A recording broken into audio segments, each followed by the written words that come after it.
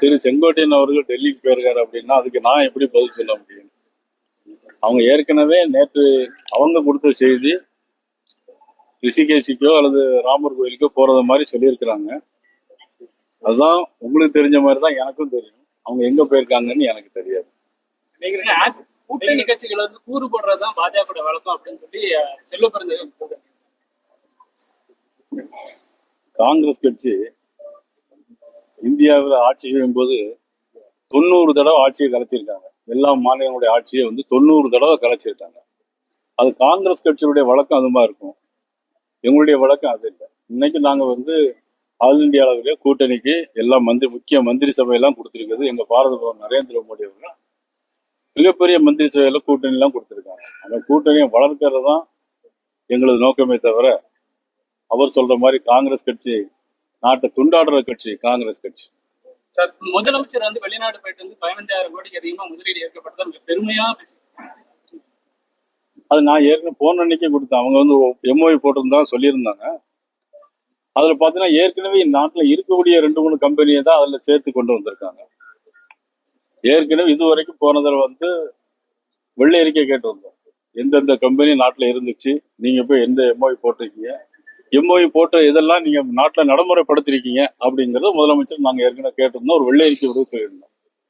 அவங்க சும்மா இந்த பதிவு மட்டும் போட்டுக்கிட்டே இருக்கிறாங்க தவிர வேற பெருசா எதுவும் கொண்டு வந்த மாதிரி தெரியல. சார், 2021 மத்திய அமைச்சர் வந்து அதிமுக கூட்டணி கொலை பண்ண முயற்சி எடுத்தாப்ல. அப்போ வந்து அது சரியா இல்லாதனால 2021 ஆண்டு ஏடிஎம்கே கூட்டணி ஸ்ட்ராங்கா இருக்கணும் சில முயற்சிகள் எடுத்தாப்ல. அதுக்கு ஒத்துவராதனால அன்னைக்கு ஏடிஎம்கே பிஜேபி கூட்டணி வந்து தோல்வி அடைஞ்சு டிஎம்கே ஆட்சிக்கு வந்து, அதே மாதிரி பாராளுமன்ற தேர்தலில் ஏடிஎம்கே பிஜேபி கூட்டணி இருந்ததுன்னா ஒரு 30 இடத்துல வெற்றி பெற்றிருக்கும் அப்படின்னு சொல்லி வாக்கு சேகரிப்பு ஏற்பட்டு பார்த்து தெரிஞ்சது. அப்பவும் முடியல. இப்போ 2026 தேர்தல் வரும்போது இப்ப ஏடிஎம்கே ஒன்று வலிமையாகணும் அப்படிங்கும் போது கருத்து எல்லாத்துக்குமே இருக்கு. அதுக்கு பாஜக என்ன முடிவு எடுக்கும் போது ஏற்கனவே முயற்சி இருக்காங்க, அது நடவடிக்கை. அதாவது 2021, 2019, 2016 இதெல்லாம் பேசி வந்து ஒரு பிரயோஜனமும் இல்லை. இப்ப அடுத்தால என்ன நடக்கணும் அப்படிங்கறத நமக்கு முக்கியம். சார், டிடிவி தினகரன் பாஜக கூட்டணி அவங்களுக்கு தான் அழைப்பு கொடுக்கணுமா? அதாவது என்னன்னா, நான் ஏற்கனவே தமிழக பாரதிய ஜனதா கட்சியினுடைய சார்பாக எல்லாரும் ஒண்ணு சேரணும் அப்படின்னு நான் ஏற்கனவே பேசியிருக்கேன். தேவைப்பட்டா நேற்று முன்தினம் மதுரையில நான் பேட்டி கொடுக்கும்போது நான் சொல்லியிருக்கேன், தேவைப்பட்டால் அவங்கள அழைத்தால் நானே போய் பேசுவதற்கு தயாராக இருக்கிறேன் என்றால் நான் பலமுறை நான் சொல்லிட்டேன். அவ்வளவுதான். நான் தேவைப்பட்டால் கண்டிப்பாக நானே போய் அவங்களுக்கு வந்து அழைப்பு கொடுப்பேன். சார், இந்த சென்னையில தூய்மை பணியாளர் தொடர்ச்சியா நேரத்துக்கு கைது பண்ணாங்க, இன்னைக்கு கைது. அவங்க போராட்டத்தை நசுக்கிற வரைக்கும் இந்த அரசு செயல்பட்டு.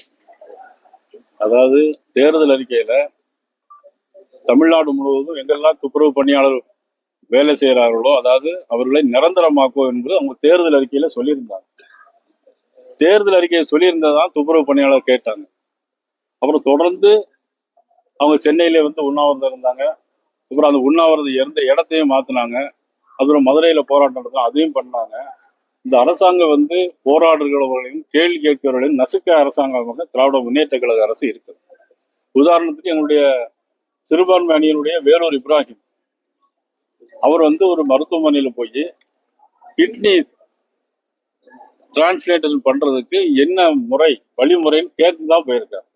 வேற எந்த மாதிரி அவர் முறையில் போராடல, தனியா தான் போயிருக்காரு. கிட்னி டிரான்ஸ்பிளான்ட் பண்றதுக்கு என்ன முறை இருக்கு அப்படின்னு கேட்ட உடனடியாக அவர் பல்வேறு வழக்குகளை பதிவு செஞ்சு அவர் அங்கிருந்து நேற்று சிறையில் அடைச்சு இன்னைக்கு கடலூர் சிறை கொண்டு போறாங்க. இப்படிப்பட்ட ஆட்சி தான் இன்னைக்கு நடக்குது. தலைமைச் செயலகத்துக்கு வெடிகுண்டு மிரட்டல், கவர்னர் மாளிகைக்கு வெடிகுண்டு, ஆனா பிஜேபி நியமனத்தை தாமதப்படுத்தி. சார், தமிழ்நாட்டுல வெடிகுண்டு மிரட்டல் கொஞ்சமா நடக்கும், எல்லா மிரட்டலும் நடந்துட்டு தான். ஆளுங்கட்சி தரப்பா எல்லா மிரட்டல்களும் தொடர்ந்து நடந்து கொண்டேதான். நிச்சயமாக மதிப்புக்குரிய நமது தமிழகத்தை சேர்ந்த ஒரு தமிழர் மகாராஷ்டிரா கவர்னராக இருக்கக்கூடிய நமது சிபி ராதாகிருஷ்ணன் அவர்கள் உறுதியாக இன்று மாலை வெற்றி பெறுவார்கள்.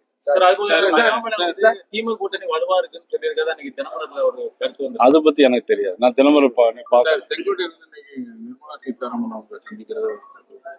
இல்ல, எனக்கு அந்த தகவல் இன்னும் வரல.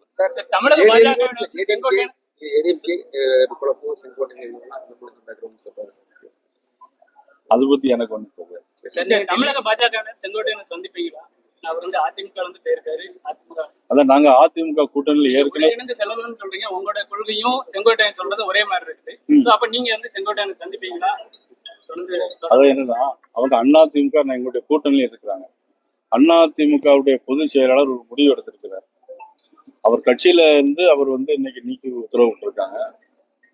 ஆனா எங்களை பொறுத்தவரையில என்னன்னா எல்லாரும் ஒண்ணு சேரணும் சொல்லுவோம்னா அவங்க அதிமுக நீக்கினவங்கள நாங்க உடனடியாக போய் சந்திக்க முடியாது. நீங்க டெல்லிக்கு ஒரு தகவல் இருக்குது. டெல்லிக்கு வேற கூட்டணி போறீங்க. நான் கண்டிப்பா டெல்லிக்கு போறேன் 11ஆம் தேதி. செங்கோட்டையன் சந்திக்கிறதுக்கு வாய்ப்பு இருக்கா சார்? அவர் எங்க இருக்காருன்னு தெரியல, கேட்டு சொல்லுங்க. அதுக்கப்புறம் வெளியில ஒரு பேசுறாங்க, செங்கோட்டையன் வந்து பாஜக தான் தூண்டி வருது, இது அதிமுக உடைக்கிற வேலையை இது எல்லாத்தையும் தூண்டி விடுறது யாரு தெரியுமா? நீங்க உள்பட இந்த மீடியாவெல்லாம் தூண்டி விடுறாரு தெரியுமா? திமுக அரசாங்கம். திமுகவுடைய தூண்டுதல்ல தான் இவ்வளவு வேலைகளுமே நடக்கு. எல்லா பின்னணிக்கும் காரணம் முழுக்க முழுக்க திமுக அரசாங்கம் தான் காரணம். திமுக வந்து தொடர்ந்து தமிழகத்துல முதலீடு வருது, அந்த மாதிரி அவங்க பெருமையா பேசிருக்காங்க. என்னோட ஆட்சி சாதனை. அதாவது சீனின்னு எழுதிட்டு நக்குன்னா இனிக்காது. அது நடைமுறையை கொண்டு வரணும். அவ்வளவுதான். தேங்க்யூ.